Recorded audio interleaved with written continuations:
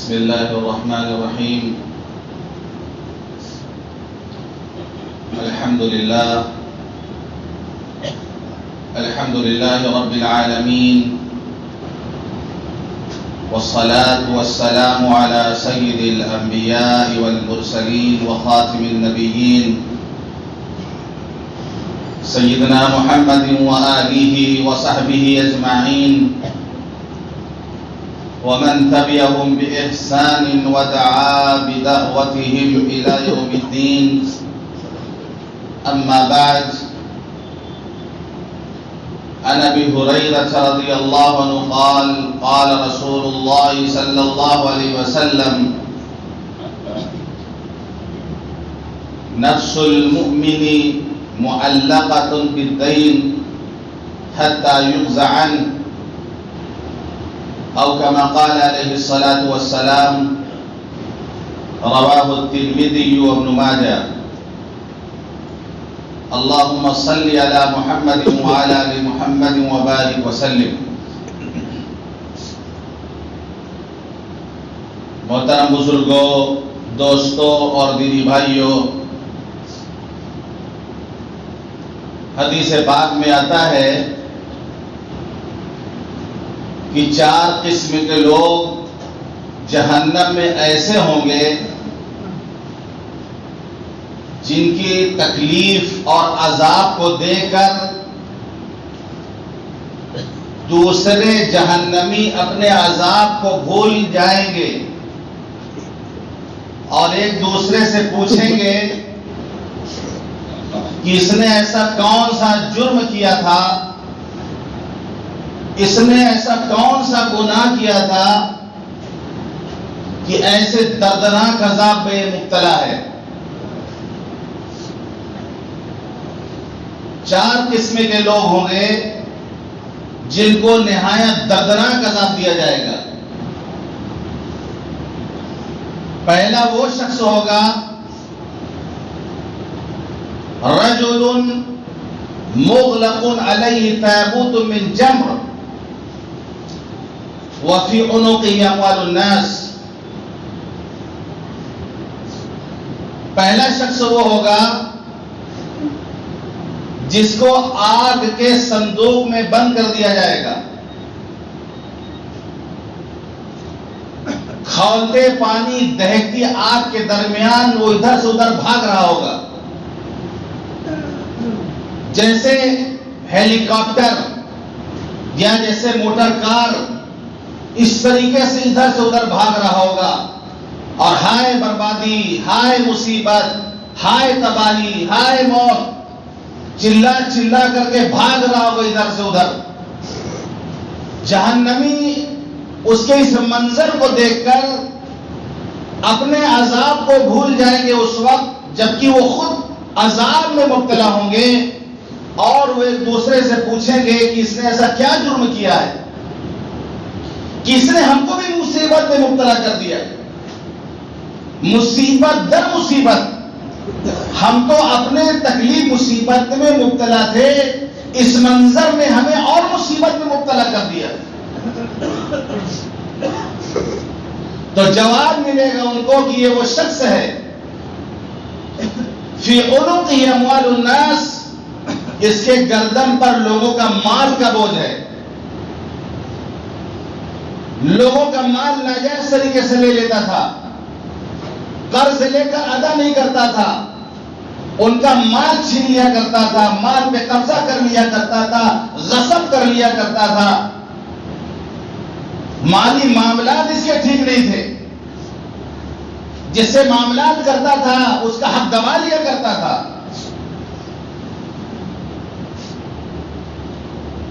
مالی معاملات بہت سنگین معاملہ ہے، یہ بہت خطرناک معاملہ ہے۔ آدمی کسی سے قرض لیا، اب ادا ہی نہیں کر رہا اس کو، یہ مالی معاملات ہیں۔ بے شمار لوگ ایسے ہیں جو اس کو ہلکا سمجھتے ہیں۔ بینک سے قرض لے لیا، کسی اور سے قرض لے لیا، اب کھا کے بیٹھ گئے، ڈکار تک نہیں لے رہے، کوئی فکر ان کو نہیں ہے۔ جبکہ حدیث پاک میں آتا ہے کہ اگر قرض ادا کرنے کی نیت رکھتا ہو وہ تو اللہ آسانی پیدا فرماتا ہے. یہ تو نیت ہی نہیں کیا ابھی اس نے. حدیث پاک میں آتا ہے کہ اگر اس کی نیت ہے ادا کرنے کی تو اللہ آسانی پیدا فرما دے گا، اور اگر اس کو موت آ گئی تو اللہ تعالیٰ کل قیامت کے دن فریق مخالف کو راضی کرا دے گا، صلح نامہ اللہ کرا دے گا نیت اگر ادا کرنے کی. اور نیت ہی نہیں ادا کرنے کی، دل میں یہ کہ لے لیا بیوقوف بنا کر دینا کہاں ہے ہمیں.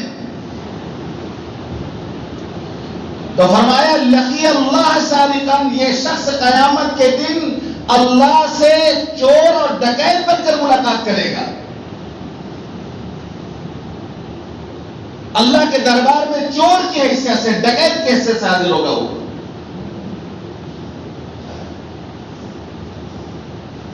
رسول اللہ صلی اللہ علیہ وسلم نے ارشاد فرمایا گناہ کبیرہ، گزشتہ جمعے کو میں نے بیان کیا تھا، شرک کرنا، زنا کرنا وغیرہ وغیرہ.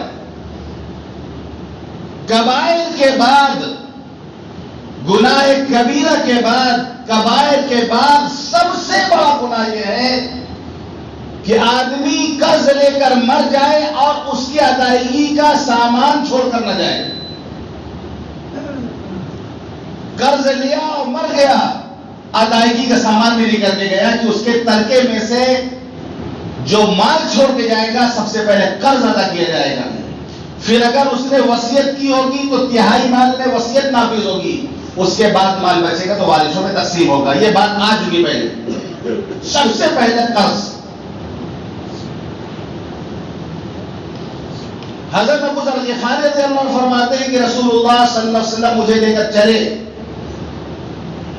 احد پہاڑ کو آپ نے دیکھ کے ارشاد فرمایا کہ اگر میرے پاس احد پہاڑ کے برابر مال آ جائے، اتنا مال آ جائے جتنا احد پہاڑ کے برابر، 3 دن بھی نہیں گزرے گی کہ میں اسے صدقہ کر دوں گا الا الدین، سوائے قرض کے. پہلے قرض ادا کروں گا، پہلے قرض ادا کروں گا. بہت سارے ایسے لوگ ہیں جو خیرات بھی کر دیتے ہیں، صدقہ بھی نکالتے ہیں، لیکن قرض ادا کرنے کی فکر نہیں کرتے. آپ فرماتے ہیں 3 دن میں گزرے کہ ہم اس کو صدقہ کر دیں گے سب الا الدین، لیکن قرض اگر ہوگا تو پہلے قرض ادا کریں گے.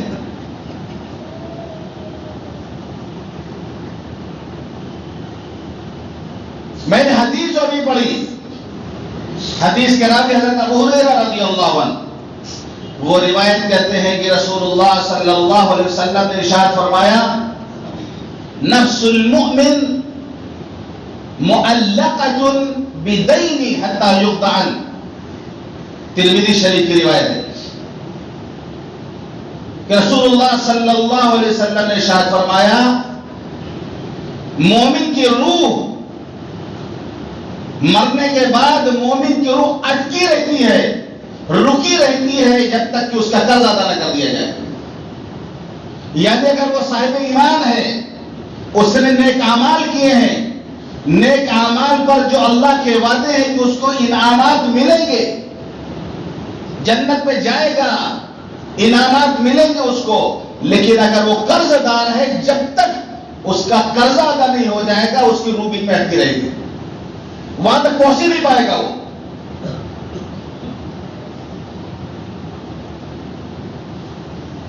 اللہ کے راستے میں شہید ہونا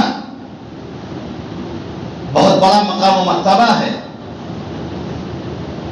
آدمی شہید ہوتا ہے اخلاص کے ساتھ اللہ کی رضا کے لیے، اللہ کے راستے میں شہید ہوتا ہے، اس کے سارے گناہ معاف ہو جاتے ہیں.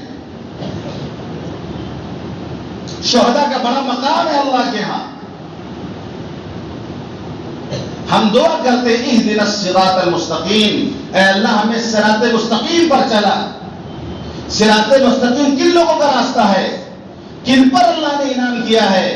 انعم اللہ علیہم من النبیین والصدیقین والشہداء والصالحین. انبیاء کا راستہ، صدیقین کا راستہ، شہداء کا راستہ، صالحین کا راستہ. لیکن حضور پاک صلی اللہ علیہ وسلم نے ارشاد فرمایا یغفر للشہید کل ذنب الا الدین، شہید کے سارے گناہ اللہ معاف کر دے گا سوائے قرض کے۔ اگر اس پر کسی کے قرض ہے تو اللہ اس کو معاف نہیں کرے گا، کیونکہ یہ بندے کا حق ہے۔ بندہ معاف کر دے گا تو معاف ہو جائے گا۔ ہر گناہ اللہ اس کے معاف کر دے گا شہادت کی برکت سے، الا الدین سوائے قرض کے۔ قسم کھا کے رسول اللہ صلی اللہ علیہ وسلم نے ارشاد فرمایا، قسم ہے اس ذات پاک کی جس کے قبضے میں محمد کی جان ہے، کوئی اللہ کے راستے میں شہید ہو پھر زندہ کیا جائے، پھر شہید ہو پھر زندہ کیا جائے، پھر شہید ہو پھر زندہ کیا جائے، وہ جنت میں اس وقت تک نہیں جا سکتا جب تک کہ اس پر اگر قرض ہے تو اس کو ادا نہ کر لے۔ جب تک قرض ادا نہیں کر دے گا وہ جنت میں نہیں جا سکتا۔ اتنا ہے مسئلہ ہے قرض کا، اور ہم لوگ اس کو بہت معمولی سمجھتے ہیں، لے لیا دینے کا نام نہیں لے رہے۔ کتنے ہیں یہاں تک کہ بینک نے قرضہ دینا بند کر دیا، بھائی فلاں محلے کو نہیں قرضہ نہیں ملے گا، جائیے بھائی، کیونکہ ریکارڈ بہت اچھا بنایا محلے والوں نے کہ بینک قرض دینے کو تیار نہیں، فلاں محلے کا نہیں بھائی قرضہ نہیں ملے۔ ٹیکسی والا پوچھو چل رہا ہے، وہ نہیں بھائی وہاں نہیں جانا، پتہ چلا پیسے نہیں دیتے چلو۔ اب ماحول بدل گیا ہے، ماحول بہت اچھا ہو گیا ہے، ٹیکسی کر کے لائن سے سے اتر گئے اور جو پیسہ مانگا تو بینک سے قرض لے لیا، گھوم رہے ہیں، آر آدمی اس سے مل نہیں رہے، جہاں تک ہڑپ کر گئے۔ لیکن ابھی نیک ہو گئے ماشاءاللہ، یہ پرانی باتیں ہیں، یہ سب پرانی باتیں، اب نیک ہو گئے لوگ۔ بہرحال اگر کسی نے کسی سے قرض لیا ہے، کوئی ضروری نہیں کہ وہ صدقہ کرے، کوئی ضروری نہیں وہ خیرات کرے، کوئی ضروری غریبوں میں کمبل جا کے بانٹے، کوئی ضروری نہیں کسی کی مدد کرے، وہ سب سے پہلے اس کو اپنے قرض ادا کرنے کی فکر کرنی چاہیے۔ سب سے پہلے قرض ادا کرنے کی فکر کرنی چاہیے، معلوم نہیں کب انا للہ و انا الیہ راجعون لوگ پڑھ دیں، اور انا للہ و انا الیہ راجعون اگر ہو گیا تو سن لیجیے آگے کہ رسول اللہ صلی اللہ علیہ وسلم قرض دار کی جنازے کی نماز نہیں پڑھاتے تھے۔ بخاری شریف کی روایت ہے، حدیث کے راوی حضرت سلمہ ابن الاکوع رضی اللہ عنہ، وہ فرماتے ہیں کہ ہم لوگ حضور پاک صلی اللہ علیہ وسلم کے پاس تھے، ایک جنازہ لایا گیا، ایک جنازہ لایا گیا تو رسول اللہ صلی اللہ علیہ وسلم نے پوچھا اس پر کچھ قرض ہے؟ تو صحابہ نے کہا اللہ کے رسول نہیں، اس پر کوئی قرض نہیں ہے۔ تو آپ نے نماز جنازہ پڑھا دی۔ پھر دوسرا جنازہ لایا گیا، رسول اللہ صلی اللہ علیہ وسلم نے پوچھا اس پر کچھ قرض ہے؟ لوگوں نے عرض کیا اللہ کے رسول ہاں اس پر 3 دینار قرض ہے۔ اس نے کچھ چھوڑا ہے مال جس سے قرض ادا ہو جائے؟ جی اللہ کے رسول مال چھوڑ کے مرا ہے۔ آپ نے نماز جنازہ پڑھا دی۔ تیسرا جنازہ لایا گیا، آپ نے پوچھا میت پر قرض ہے؟ لوگوں نے عرض کیا اللہ کے رسول اس پر قرض ہے۔ پوچھا کیا اس نے مال چھوڑا ہے جس سے قرض ادا ہو جائے؟ نہیں اللہ کے رسول اس نے مال نہیں چھوڑا۔ فرمایا تم لوگ اپنے بھائی کی نماز جنازہ پڑھ لو۔ آپ نے نماز جنازہ پڑھانے سے انکار کر دیا، نماز جنازہ پڑھانے سے انکار کر دیا آپ نے۔ ایک صحابی کھڑے اللہ کے رسول میں ذمہ لیتا ہوں، میں قرض ادا کروں، آپ نماز جنازہ پڑھا دیجیے، آپ جنازے کی نماز پڑھا دیں، میں اپنے ذمہ لیتا ہوں، میں قرض ادا کر دوں گا۔ جب ان صحابی نے ذمہ لیا تب رسول اللہ صلی اللہ علیہ وسلم نے جنازے کی نماز پڑھی۔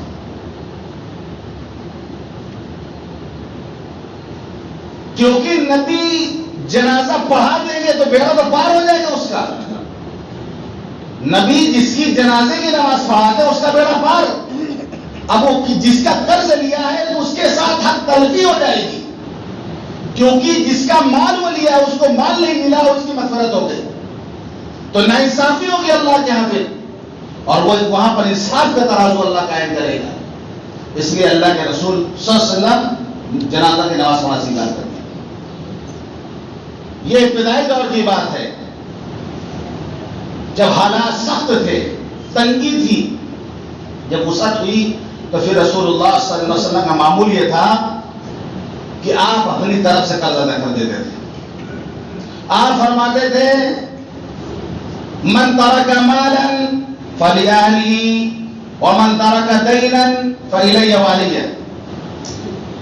جو مال چھوڑ کے مرا ہے مال رشتہ داروں کو ملے گا، اور اگر قرض چھوڑ کے گیا ہے تو میں رسول اللہ صلی اللہ علیہ وسلم اس کا قرض ادا کروں گا. مال وارثوں کو ملے گا، لیکن اگر قرض چھوڑ کے گیا ہے تو میں اس کو ادا کروں گا. یتیم بچوں کو چھوڑ کے گیا ہے میں ان کی کفالت کروں گا، میں ان کی پرورش کروں گا. پھر آپ اپنی طرف سے قرض ادا کر کے نماز جنازہ پڑھا دیتے تھے. اتنا اہم، سنگین، بہت نازک مسئلہ ہے قرض کے بارے میں. تو ایسا شخص کھولتے ہوئے پانی دہتی آگ کے درمیان آگ کے صندوق میں ادھر سے ادھر بھاگ رہا ہوگا. بتایا جائے گا یہ وہ شخص ہے جس کی گردن پر لوگوں کے مال کا بوجھ ہے. حدیث پاک میں آتا ہے کسی نے ناحق کسی کی زمین دبا لی، چاہے تھوڑی کیوں نہ ہو، کسی کی زمین پر ناحق قبضہ کر لیا، اس کی زمین دبا لی، کل قیامت کے دن اس تھوڑی سی زمین کے بدلے میں اس کو یہ عذاب دیا جائے گا کہ اس کو ساتوں زمین کے اندر پھنسایا جائے گا. زمین ساتھ ہے، آسمان ساتھ ہے، ساتوں زمین کے نیچے تحت الثری تک اس کو دھنسایا جائے گا. اس نے ناحق اگر کسی کی تھوڑی سی زمین، ایک بارش سے برابر زمین اگر اس نے ناجائز طریقے سے قبضہ کر لیا ہے، دبا لیا ہے. عام طور پہ ہوتا ہے یہ دیہات میں، شہر میں مکانات بنتے ہیں جب، تو پرانی والی جو بنیاد ہوتی ہے اس سے تھوڑا سا آدمی آگے بڑھا ہی لے رہا ہے، معمولی سمجھتا ہے، تھوڑا سا آگے بڑھا کے بنا لیا، قبضہ کر لیا. سامنے والا کمزور ہے، سامنے والا غریب ہے، بول نہیں سکتا، چالاکی سے ہم نے، مکاری سے ہم نے اس پر قبضہ کر لیا.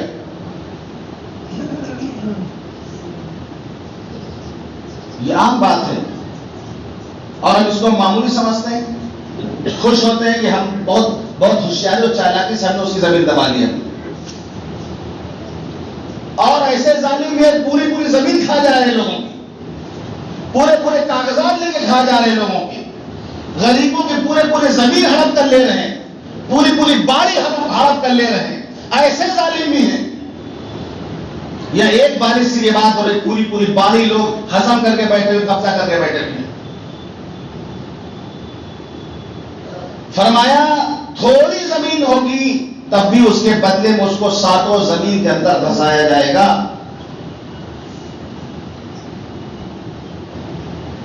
بہت ڈرنے کی بات ہے، بہت ڈرنے کی بات ہے. 2 انچ پیچھے کھسکائیے آپ، گھر بنانا ہو سامنے والا جہاں سے کہہ دے یہ زمین میں بھائی ٹھیک ہے تمہاری، ہم تھوڑا یہاں سے بنا لیا. نہ لاٹھی ڈنڈا چلائیے وہاں پر، مقدمہ بازی نہ کریے وہاں پر. سامنے والا پڑوسی کہہ رہا نہیں میرا حصہ ہے، میری جگہ ہے اور آپ کو معلوم بھی نہیں ہے، چلے ہی 2 پیچھے چلے آئیے، چلے ہی پیچھے، کیا حرج ہے؟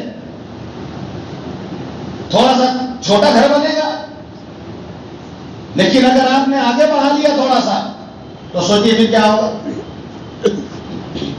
کتنے دن جیئیں گے آپ یہاں پر، اس مکان میں کتنے سال رہیں گے آپ؟ زمین کے اندر پھر جائیں گے قبر میں، اور پھر ساتوں زمین کے اندر جائیں گے آپ دھات السرا میں. اس سے 100 گنا اچھا ہے کہ بھائی ٹھیک ہے تم جہاں بتا رہے ہو یہ بھائی یہ اینٹ ہم اٹھا کے یہ ہم یاد رکھ لے رہے ہیں. وہ بھی خوش، پڑوسی ساتھ ایسے بھی پڑوسی خیال رکھنا چاہیے، لڑائی جھگڑا نہیں کرنا چاہیے. عام طور پر پڑوسیوں سے لڑائی جھگڑا ہوتا ہے زمین جائیداد کو لے کے ہوتا ہے، ناجائز قبضے کو لے کر کے ہوتا ہے. جو لوگ کہیں پر ناجائز قبضہ کر کے بیٹھے ہوئے ہیں وہی سن لیں، اس کی فکر کریں وہ، کیونکہ اس بلڈنگ میں 60 سال 70 سال رہیں گے، اس کے بعد قبر کی مٹی کے نیچے رہیں گے، اور اس کے بعد ساتوں زمین کے نیچے چلے جائیں گے ذات السرا میں. حدیث پاک میں آتا ہے رسول اللہ صلی اللہ علیہ وسلم نے ارشاد فرمایا، جس نے کسی حاکم کے سامنے جھوٹی قسم کھا کر کسی کے مال پر قبضہ کر لیا، لقی اللہ یوم القیامت وہو علیہ غضبان، کل قیامت کے دن وہ اللہ سے اس حال میں ملاقات کرے گا کہ اللہ اس پر غضبناک ہوگا. اللہ غضبناک ہوگا اس پر. اللہ اکبر. اللہ کا غصہ کیسا ہوگا؟ اللہ کا غصہ کیسا ہوگا؟ جس نے شیر خالی پیدا کیا ہے. شیر جب دہاڑتا ہے، شیر جب دہاڑتا تو جنگل کے جانوروں کلیجے منہ کو آ جاتے ہیں ڈر کی وجہ سے، جنگل کی زمین ہل جاتی ہے. جس نے اس شیر کو پیدا کیا ہے، کل وہ جب غصہ ہوگا وہ غضبناک ہوگا تو کیا منظر ہوگا؟ غضبناک ہو کے اللہ بات کرے گا اس سے جس نے کسی حاکم جج کے سامنے، کسی حاکم کے سامنے جھوٹی گواہی دے کے مال پہ قبضہ کر لیا. محلے والے کے چاند چودھری کو بلا کے اور جھوٹی بات کر کے بیوقوف بنا کر قبضہ کر لیا، مال لے کے چلا گیا. اس کو معلوم ہے کہ اس کا مال ہے لیکن جھوٹ بول کر کے مال اس نے حاصل کیا. یہ کوئی ضروری نہیں کہ بہت قیمتی مال ہو، سونا ہو، چاندی ہو، جائیداد ہو، کوئی ضروری نہیں.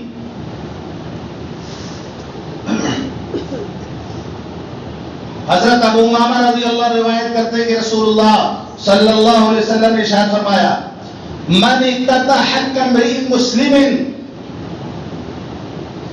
من اقتطع حق امرئ مسلم بیمینہ اوجب اللہ له النار وحرم علیہ الجنہ. جس نے کسی مومن، کسی مسلمان کے مال کو قسم کھا کے حاصل کر لیا، اللہ نے جہنم کو اس پر واجب کر دیا، جنت کو اس پر حرام کر دیا. فقال له رجل وان كان شيئا يسيرا، ایک آدمی نے پوچھا اللہ کے رسول چاہے وہ تھوڑی چیز کیوں نہ ہو، آپ نے فرمایا ان كان قاذبا من عراق، چاہے وہ پیلو کی مسواک، پیلو کی ٹہنی کیوں نہ ہو. لکڑی کی کیا حیثیت ہوتی ہے؟ بغیر پوچھے آدمی گاؤں جا کر مسواک کے لیے نیند کی لکڑی بغیر اجازت توڑ لیتا ہے، بلا اجازت توڑ لیتا ہے مسواک کے لیے لکڑی، پوچھتا نہیں جبکہ پوچھنا ضروری ہے. گزر رہا ہے باغ کے پاس سے، امرود کے باغ کے پاس سے، بیل کے باغ کے پاس سے، آم کے باغ کے پاس سے، بغیر پوچھے آم توڑ کے کھا لیتا ہے، بغیر پوچھے امرود توڑ کے کھا لیتا ہے، پیر اٹھا کے کھا لیتا ہے، اجازت نہیں لیتا. وہ یہاں بھی موقع مل جائے اگر کہیں کوئی دکان میں تو ہاتھ صاف کر، سبزی کی دکان ہاتھ صاف کر دے رہا، یہاں تک کہ سبزی کی دکان میں، گاجر کی دکان میں گیا، تولا رہا، وہ تولا رہا ہے اور دکاندار تولا گاجر یا ٹماٹر یا مٹر پھلی تول رہا وہ، اور ایک اٹھا کے بغیر اجازت کھا لے رہا، وہ بغیر پوچھے ایک پھلی اٹھا کے اس کا دانہ منہ میں ڈال لے رہا. یہ سب اس میں شامل ہے. اسی لیے حج کرنے جاتے، عمرہ کرنے جاتے ہیں، کھجور کھانے کے لیے دکان پہ جب جاتے خریدنے کے لیے پہلے مجھے حلال، ہاں جی حلال حلال حلال حلال، اس کے بعد پھر کھاتے ہیں جی لوگ. وہاں پر اتنی پرہیزگاری ہوتی ہے، یہی تو لوگ آتے ہیں ہاں جی حلال حلال، پھر کھجور کھا لیں. یہاں بات کرتے کرتے مونگ پھلی اٹھا کے چبا رہے ہیں، وہ دوڑ رہا جب تک 50 گرام کھا چکے. ہاں بھائی کیا حساب دے رہے ہو؟ ہاں ڈالا. کیا حساب دے رہے ہو بھائی؟ کھانا اسٹارٹ کر لیا. اس سے پوچھے پہلے آپ بھائی ہم چکھ سکتے ہیں, ہم کھا سکتے ہیں, لے سکتے ہیں تھوڑا سا, اجازت کے تو آپ کھائیں. بہت سے لوگوں کی حالت ہوتی ہے. کھیرا کی دکان پہ گئے, دیکھا بھائی کھیرا تولو, ایک چھوٹا سا پڑا ہے, اٹھایا, توڑا, سائڈ کا توا والا, اب کچا پیسہ کھانے لگا وہیں پر. وَإِنْ كَانَ شَيْئًا يَسِيرًا, معمولی چیز کیوں نہ ہو, یہاں تک کہ مسواک کیوں نہ ہو. فرمایا اگر اس نے لے لیا اس کو تو اللہ نے اس پر جنت کو حرام کر دیا, جہنم کو اس پر واجب کر دیا. بہت ڈرنے کی بات ہے. آپ نے فرمایا جس نے کسی کا مال قسم کھا کے ناجائز قبضہ کر لیا, کل قیامت کے دن کوڑھی بن کر اللہ کے دربار میں حاضر ہوگا. کوڑھی بن کر. تو ان جن چیزوں کو ہم بہت معمولی سمجھتے ہیں, بہت دردناک عذاب ہے ان پر, بہت دردناک عذاب ہے ان پر. احتیاط کرنے کی ضرورت ہے مال کے معاملے میں, خاص طور سے. یا تو معافی تلافی کر لیں, آپ مل لیں, معافی تلافی کر لیں کہ بھائی دیکھیے ہم آپ سے قرضہ لیے تھے, ہمارے حالات بہت خراب ہے, ہم نہیں دے پائیں گے, آپ ہمیں معاف کر دیجیے, سامنے والا معاف کر دے گا, معاملہ کیجیے. یا مر گئے, سامنے والے نے معاف کر دے, تب بھی نہیں, اللہ کے یہاں پکڑ نہیں ہوگی. لیکن آپ نے نہ معافی مانگا, نہ معاملہ صاف کیا, نہ ترکے میں مال چھوڑ کر کے قرضہ ادا ہو جائے, تو بہت سخت عذاب ہے اس کا, جیسا کہ آپ نے سنا. دوسرا شخص وہ ہوگا یجر امعاءہ. نہ بیان کریں, چھوڑ دیں, دوسرا بات ٹائم ہو گیا, دے گا گاڑی چھوڑ دیتے, کیونکہ کم سے کم 3-4 منٹ لگے بیٹھنے. دوسرا والا تو چھوڑ دیتے, کر دیں. 4 ہم سوچے 4 میں تو ادھر کرتے ہیں, تو اگلے کے بعد زندہ رہے تو کر دیں گے انشاءاللہ.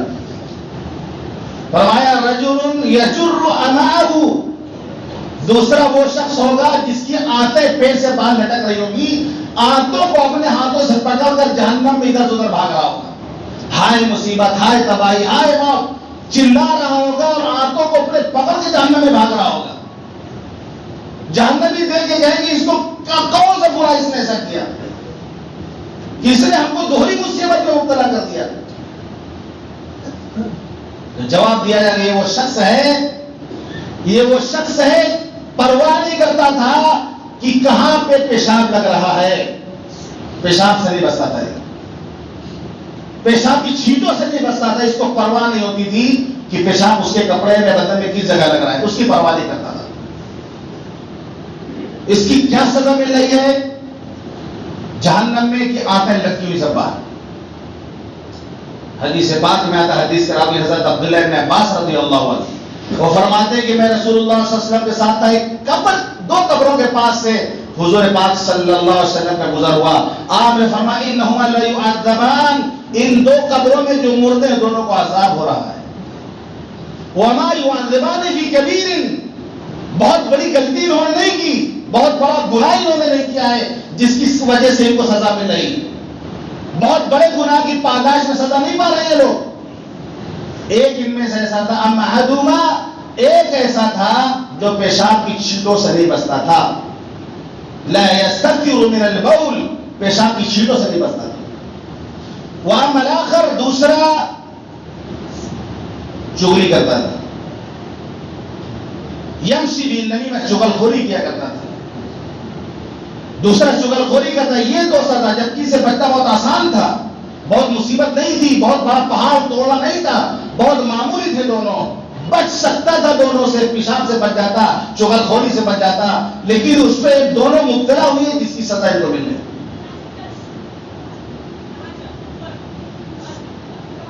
ہم پرواہ نہیں کرتے کہاں پہ ہمارا پیشاب لگ رہا, کہاں پہ چھینٹیں پڑ رہی, کھڑے ہو کے پیشاب کر لیتے ہیں, جا اس کی چھینٹیں پڑ گئی, بات رہتا, کوئی پرواہ نہیں ہوتی.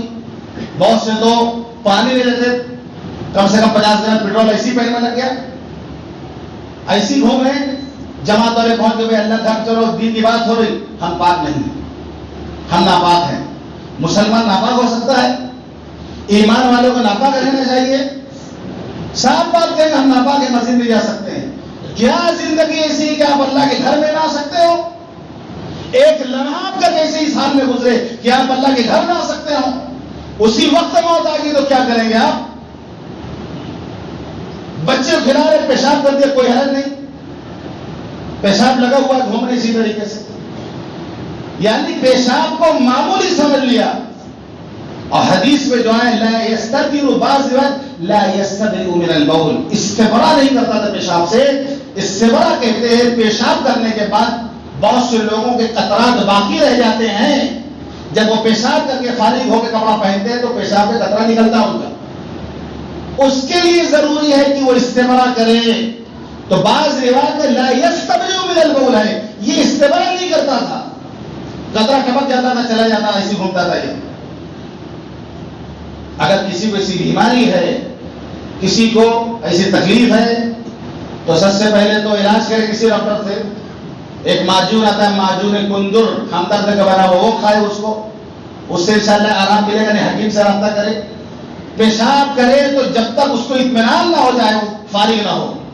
کھانسنے کی عادت ہے، کھڑے ہو کے بیٹھنے کی عادت ہے، کان پکڑ اٹھ بیٹھ کر لے، باتھ روم کے اندر کوئی دیکھنے والا نہیں ہوگا.